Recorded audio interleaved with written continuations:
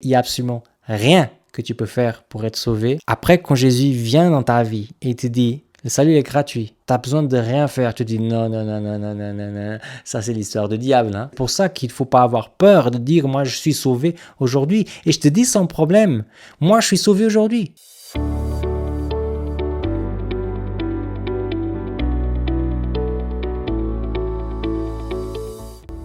Salut à tous et bienvenue dans le Shift Podcast, le podcast plus authentique d'Internet. Moi je m'appelle Samet Cunha et je suis ici pour te parler du salut.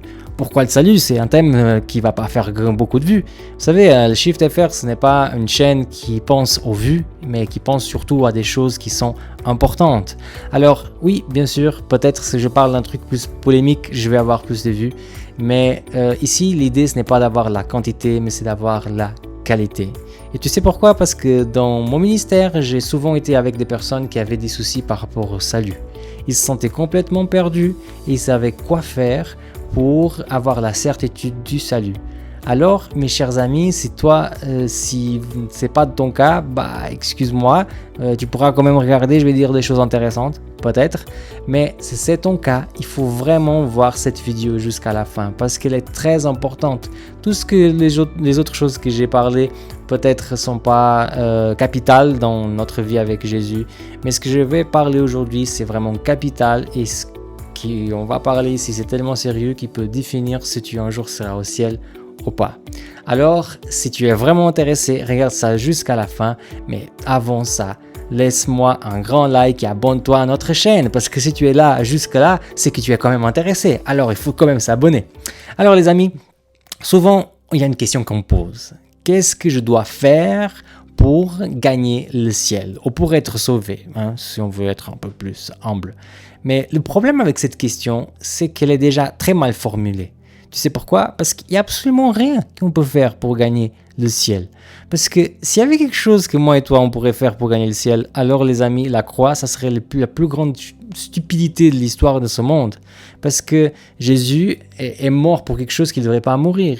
Il est mort pour nous sauver. Mais en fait, si on pourrait sauver nous-mêmes, il devrait juste passer plus de temps sur Terre, faire un peu profil bas pour ne pas se faire tuer tout de suite, et nous enseigner comment on pourrait se purifier. Et après, on mettrait en place la méthode Jésus et on serait sauvé. Alors, j'aimerais laisser clair pour toi et pour toutes les personnes qui regardent, en fait, il n'y a absolument rien qu'on peut faire pour avoir le salut. Il n'y a absolument rien. Parce que s'il y avait, Jésus nous avait dit, fais ça et tu seras sauvé. Mais il ne nous a jamais dit quelque chose comme ça.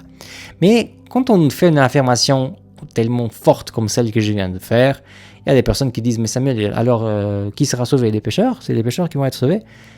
Ouais, c'est un peu ça. Alors, toutes les personnes qui seront sauvées, c'est en fait des pécheurs à la base. Ok? Et quand je dis à la base, je ne suis pas en train de dire que dans la vie, un jour, ils ont arrêté d'être pécheurs. Non, je crois qu'ils seront pécheurs tout le temps et qu'ils seront quand même sauvés. Et ce qui me fait penser à ça, c'est ce qu'on voit déjà dans le Jardin d'Éden. Parce que je viens de parler du péché, et souvent vous avez entendu peut-être dans vos églises les pasteurs qui disent « Ah, mais le péché c'est... s'ils sont plus dans le texte, dans les versets, ils vont te dire que le péché c'est la transgression de la loi. Mais s'ils vont plus dans l'hébreu, et vous savez, les pasteurs, ils aiment toujours faire le malin avec l'hébreu, ils vont vous dire « Ah, mais le péché, c'est rater la cible. » Mais c'est très intéressant comme définition. Je ne sais pas en train de critiquer mes collègues, loin de moi de faire ça. Mais même moi, j'ai déjà utilisé cette expression. Mais souvent, nous pasteurs, on rate un peu le truc, c'est qu'on n'explique pas quelle était la cible. Ok? C'est pas juste dire rater la cible, parce que si on ne définit pas la cible, peut-être la personne peut penser que c'est la loi. Et aujourd'hui, je ne vais pas du tout vous parler de loi, parce que le salut n'est pas du tout connecté avec la loi. Ok? Et ce n'est pas le moment de parler de loi quand on parle de salut. De la même façon que quand tu fais ta demande de mariage, tu ne vas pas parler, dans le moment où tu fais la demande de mariage, comment vous allez payer les comptes. Okay? Ça, c'est un truc pour après. Le moment là, quand tu fais la demande de mariage, c'est de dire voilà, que tu as un amour tellement grand, que tu as une bague bien achetée, que tu as préparé quelque chose de correct. Et voilà, de faire cette demande. Donc, ce moment-là, c'est pour parler de salut, pas pour parler de la loi. Donc, la cible, les amis, qu'on rate, ce n'est pas la loi du tout. La cible qu'on rate quand on pêche, c'est en fait la relation. Et je vous explique pourquoi c'est la relation. Revenons avec moi sur le Jardin d'Éden. Qu'est-ce qui s'est passé? Ils ont pris un fruit, ils ont mangé. D'accord, mais après ça, qu'est-ce qui s'est passé? Il y a eu la peur de Dieu. La relation qu'avant ils avaient avec Dieu, et quand Dieu arrivait dans le Jardin d'Éden, c'était « Ouais, Jésus est là, on va faire une fête !» C'est parti. Parce que quand Jésus débarque maintenant, ils ont envie de se cacher. Ok? Donc, dès que le péché entre dans la vie d'Adam et Ève, excusez-moi, en fait, ce qui va se passer, c'est que la relation avec Dieu, elle est coupée. Ok? Et si vous pensez, en fait, la relation, c'est une clé d'interprétation de toute la Bible. Parce que vous avez des personnes qui ont fait des choses plus atroces. Par exemple, David, qui ont dit que son cœur est selon Dieu. Mais après, on voit ce mec qui dit que son cœur est selon Dieu à faire des choses qui sont abominables. Mensonge, adultère, assassinat. En fait, toutes les choses que vous pouvez imaginer. Alors, pourquoi on dit que David, il avait le cœur selon Dieu? Alors, je vous explique. Si tu dois penser à une personne dans cette terre qui est selon ton cœur, qui serait cette personne? Alors, si je vous réponds à la question, la personne que je connais sur terre qui est plus selon mon cœur, c'est mon épouse. Et pourquoi? Parce que c'est la personne sur terre avec qui j'ai plus de relations. Donc, l'emphase dans l'histoire de David, ce n'est pas s'il faisait bien les choses, s'il était un mec cool. En fait, l'emphase dans la vie de David, c'est est-ce qu'il avait une relation forte avec Dieu? Et oui, il avait une relation très forte avec le Seigneur. Prenez n'importe quelle personne dans la Bible, s'ils sont loués, c'est toujours à cause de la relation qu'ils avaient avec Dieu. Moïse, Abraham, prenez tout ce que vous voulez, c'est toujours la relation. Par contre, tu as des gens dans la Bible qui essaient de faire le chemin inverse, c'est-à-dire on s'en fiche de la relation, il faut juste faire bien les choses. Vous savez comment on appelle ces gens dans la Bible? On appelle les pharisiens. C'est en fait des personnes qui voient la relation comme une to-do list. Je dois faire ceci, je dois faire cela, je dois faire cela, et qui enlèvent du salut et de la vie religieuse tout ce qui est relationnel, et on met juste la loi. Alors, imaginez-vous que vous avez un pote que un jour, figurez-vous, était dans sa maison et se disait pour que je puisse être vraiment pote avec Samuel, il faut que je fasse des changements dans notre relation.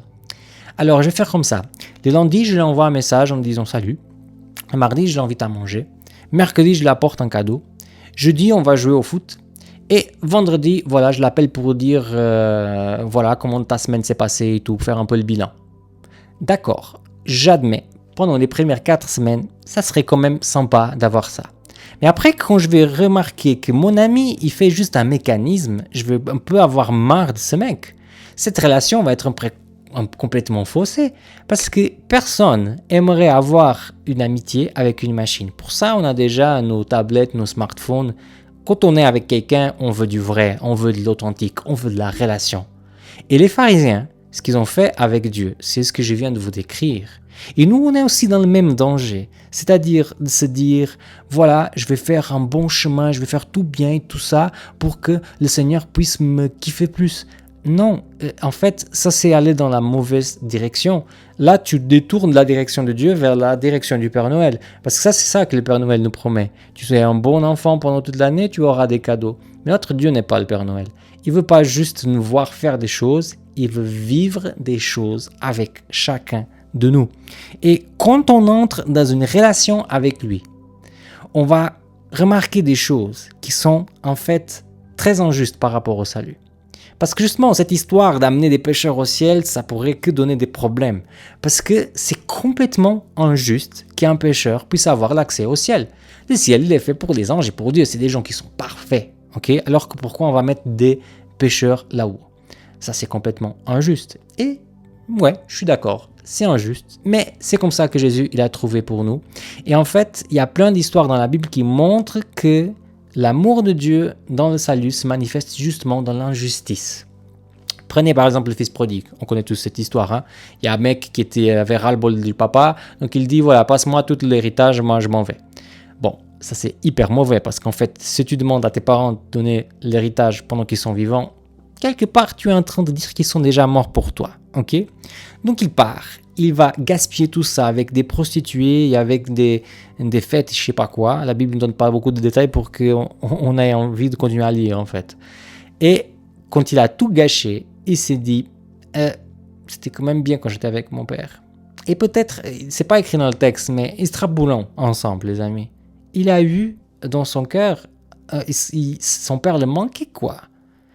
Il s'est dit, moi j'ai vu que finalement c'est complètement futile ces amitiés que j'ai fait, et mon père il m'aimait vraiment. Quand j'étais avec lui, j'étais vraiment bien. Et là il revient vers le père. Il va dans la maison, et tout d'un coup il y a un anneau sur le doigt, il a des nouveaux habits, il y a une fête qui est donnée. Petite parenthèse, s'il avait pris tout son héritage, et s'il y avait un autre frère à la maison, ça veut dire que peut-être l'anneau, la tunique et le repas, c'était déjà l'héritage de l'autre. C'est complètement injuste. Et le papa va le prendre dans les bras et tout. C'est injuste. Prenez une autre encore. Prenez la parabole de la dernière heure. Un mec commence à travailler déjà quand le soleil se lève et un autre vient le soir et tous gagnent la même chose. C'est injuste. Ok? Le pardon de la dette.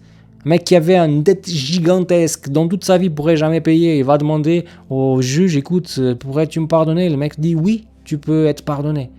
Purée, tout ça c'est hyper injuste. Prenez alors le larron sur la croix qui se tourne vers Jésus et rappelle-toi de moi quand tu seras dans ton règne. Et Jésus dit, je te dis aujourd'hui que tu seras avec moi au paradis. Purée, mais c'est complètement injuste. Mais ce mec, il a fait des choses horribles pour être crucifié à l'époque des Romains. Il n'a pas fait des belles choses, je peux vous assurer. Il lui demande juste un truc. Et Jésus lui ouvre la porte. C'est complètement injuste. Mais si tu prends la clé d'interprétation que je t'ai donnée au début, tu vas mieux comprendre toutes ces injustices. La question, c'est la relation. Pourquoi le fils prodigue, il a accepté? Parce qu'il va chercher la relation de son père. Et quand tu cherches la relation de Jésus, il ne va jamais te fermer la porte, même si tu as fait la chose la plus horrible au monde. Pourquoi quelqu'un a le pardon de la dette? Bon, après, il ne sera pas un grand exemple, mais prenons juste la première partie de la parabole. Parce qu'il cherche la relation. Il croit qu'il peut demander ça au juge et qu'il va l'accorder. Il croit dans l'injustice, quelque part. Pourquoi le larron sur la croix, on a l'impression que c'est quelque chose de facile, mais en fait, c'est complètement difficile, les amis. C'était facile de croire en Jésus quand il apaisait la tempête, ou quand il faisait la multiplication, ou quand il était en train de guérir un aveugle. Là, c'était facile d'accepter Jésus. Mais de croire que quelqu'un qui est cloué sur une croix, ok, qui est à poil, qui est le plus humain possible que vous pouvez imaginer, croire que lui peut me sauver, ça c'est avoir une relation très profonde et très rapidement. Et c'est ça qui va faire qu'il va réussir à avoir ce salut. Mais tu sais quel est le grand problème par rapport au salut? C'est qu'on n'aime pas la gratuité. Parce que quelque part, on sent qu'on est redevable à la personne, bien qu'on n'est pas avec le salut. Mais le fait de se sentir redevable et un peu l'orgueil de notre cœur nous empêche d'accepter des cadeaux. Combien de fois tu es parti avec un ami manger dans un resto, les deux avaient dit voilà, chacun paye le sien, et à la fin, quand il essaie de te payer le truc, tu commences à dire non, non, non, non, pas question. Tu penses que tu lui fais plaisir de te dire pas question. Je vais te dire un petit secret. Ce qui lui fait plaisir à ton pote, c'est que tu le laisses payer. Parce que s'il te propose à faire ça, il fait pas ça pour que tu le refuses. Ok? Et le grand problème, c'est qu'on vit dans une société qui nous dit qu'il n'y a rien de gratuit. Dès que quelqu'un nous appelle en disant qu'il y a quelque chose de gratuit, on se méfie. Bon. Mais bon, nous qui on est dans une société très publicitaire et tout ça, on se méfie de tout ce qui est donné, quoi. Et en fait, après quand Jésus vient dans ta vie et te dit, le salut est gratuit, tu n'as besoin de rien faire, tu dis non, non, non, non, non, non, non, non. Ça c'est l'histoire du diable, hein. Ça peut pas venir de Dieu. Non, non, non, je dois bien faire des choses et je vais faire ceci, cela et cela. Et là tu prends le chemin du pharisien. Faire jusqu'à la perdition. Parce qu'il n'y a absolument rien que tu peux faire pour être sauvé.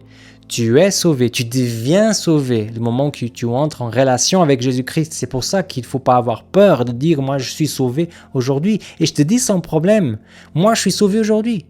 Mais est-ce que j'ai pas de péché dans ma vie? Non, j'ai beaucoup de péchés dans ma vie. Mais justement, je ne fais pas confiance en moi. Je ne suis pas sauvé parce que j'ai fait des choses. Je suis sauvé parce que Jésus m'a sauvé. Et je sais qu'il veut te sauver aussi. Mais la grande question, c'est est-ce que tu acceptes d'être sauvé? Quelqu'un peut-être est à la maison et se dit non, stop. Alors, il est en train de dire, là, le jeune avec la casquette, qu'en fait, on est sauvé tout en étant pécheur. Juste comme ça. Et on peut continuer à pécher alors, et on sera sauvé. Non, ça, c'est prendre un argument qui n'est pas seulement faux, comme il nous amène loin de ce qu'on est en train de discuter. Hébreux 1:9 nous dit que quand on est avec Jésus, on commence à avoir quelque chose. Et ce qu'Hébreux 1:9 dit, c'est qu'on commence à haïr l'iniquité. C'est quoi ça? C'est en fait que tu commences à détester le péché.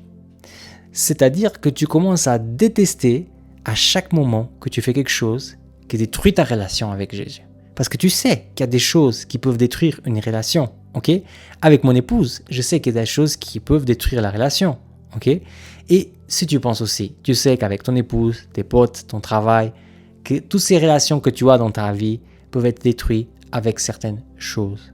Mais le problème, ce qui change tout, c'est la façon dont tu regardes ces choses. Si tu regardes le péché dans ta vie, tu dis « Oh, je suis sauvé avec Jésus-Christ, je peux faire ce que je veux. Je peux maltraiter mon frère, je peux le taper, je ne peux pas pardonner les gens. » Alors, quelque part, tu n'as pas encore connu Jésus. Parce que le moment que tu commences à connaître Jésus, c'est impossible, et je vous dis avec certitude, c'est impossible que tu continues à avoir cette indifférence envers ces choses. Le moment que tu connais Jésus, tu réalises qu'en fait, ne pas pardonner quelque chose, c'est quelque chose de grave. Tu réalises qu'à chaque fois que tu pèches, que ça met un sentiment bizarre chez toi quand tu t'approches de Dieu. Et là, tu commences à vivre quelque chose de différent. Parce qu'à chaque fois que tu tombes, tu te dis, mais purée, mais ça détruit ma relation avec Jésus. J'aime pas ça, je déteste ça dans ma vie. J'aimerais tellement m'en sortir de ce truc, mais je n'arrive pas. Alors je fais confiance en Jésus, parce que je sais qu'il veut me sauver. Moi, je déteste l'expression justification par la foi. Excuse-moi, Martin Luther et Paul, mais en fait, moi, je trouve que dans une société post-chrétienne, parce que, bon, si vous entendez des personnes parler de post-modernité, ça c'est déjà le passé des amis. Aujourd'hui, on vit dans une société post-chrétienne, c'est-à-dire que les personnes qui vous croisez dans vos boulots et tout ça, ils n'ont pas nécessairement un héritage chrétien. En Suisse, on est un peu l'exception, mais dans le monde en général, les gens, normalement, ils n'ont pas un héritage chrétien. Okay, donc vous parlez de l'histoire de Jonas, ils ne savent pas que c'est l'histoire de Jonas. Et encore, vous parlez de la justification par la foi, il va vous dire, mais c'est quoi cette histoire? Justification, de se justifier? La foi, mais c'est quoi la foi? J'ai la foi dans ma bagnole. Ça ne veut rien dire, les amis. Alors, l'expression que je préfère, qui est la même chose, c'est juste une actualisation de ce que Paul et Martin Luther ils ont utilisé, c'est de dire, on est sauvé par les relations. C'est-à-dire que justification, c'est en fait quand tu passes d'un état d'injuste vers un état de justice, donc un état de perdu vers un état de sauvé, donc sauvé tout simplement.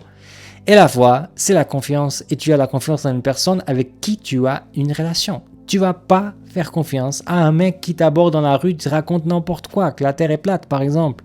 Non, tu vas pas le croire, mais c'est quelqu'un que tu respectes, même s'il est folle, tu vas te dire, mais tiens, il faut quand même que je fasse une recherche. Les amis, on est sauvés par la relation. La Bible dit en Jean 17:3 que la vie éternelle, c'est qu'ils te connaissent, toi le seul vrai Dieu et Jésus-Christ que tu as envoyé. Il ne dit pas que la vie éternelle, c'est que tu fasses beaucoup de choses, que tu fréquentes l'église, que tu fasses ceci, que tu fasses cela. Ce n'est pas ça. Mais en fait, ce qui va se passer dans ta vie, c'est que le moment que tu comprends le salut, le moment que tu commences à saisir ce salut, parce que Jésus t'a mis un beau assiette devant toi, mais c'est à toi de prendre la fourchette et commencer à manger. Le moment que tu commences à saisir ça et tu commences à manger, mon ami, il y a des choses qui vont se passer dans ta vie. Parce que les relations, ils nous changent. Rappelle-toi de ta maman quand tu disais, il ne faut pas traîner avec ces gens-là parce qu'ils ne sont pas une bonne influence. Elle avait un peu raison, parce qu'on est quand même des éponges. Donc avec qui on traîne, on va un peu rester comme eux. Et si tu commences à passer beaucoup de temps avec Jésus, tu vas commencer à devenir comme lui. Tu vas commencer à penser comme lui, à agir comme lui. Tu ne seras jamais parfait, mon ami. Mais vivre le salut dans ta vie va te changer dans une meilleure version de toi-même. Aujourd'hui, on écrit beaucoup de livres de self-improvement, donc pour se changer, pour devenir des meilleures personnes. Il n'y a rien qui peut te changer plus et de façon plus positive qu'accepter le salut de Jésus-Christ. Alors, si tu as apprécié ce podcast, c'est le moment de mettre un grand like, de partager avec tous tes amis. Et si tu n'as pas apprécié, écoute, laisse-moi un dislike ou mets des commentaires en disant que comme quoi tu n'es pas d'accord avec toi. Je te répondrai avec beaucoup de plaisir. Si tu n'es pas encore abonné, c'est aussi le moment de s'abonner. Et s'il y a un sujet que tu aimerais que je puisse aborder un peu dans ce plateau et un peu avec ce langage, alors laisse-moi aussi dans la boîte à commentaires et peut-être je le prendrai pour un jour faire un podcast. Merci beaucoup de ton attention et au prochain podcast.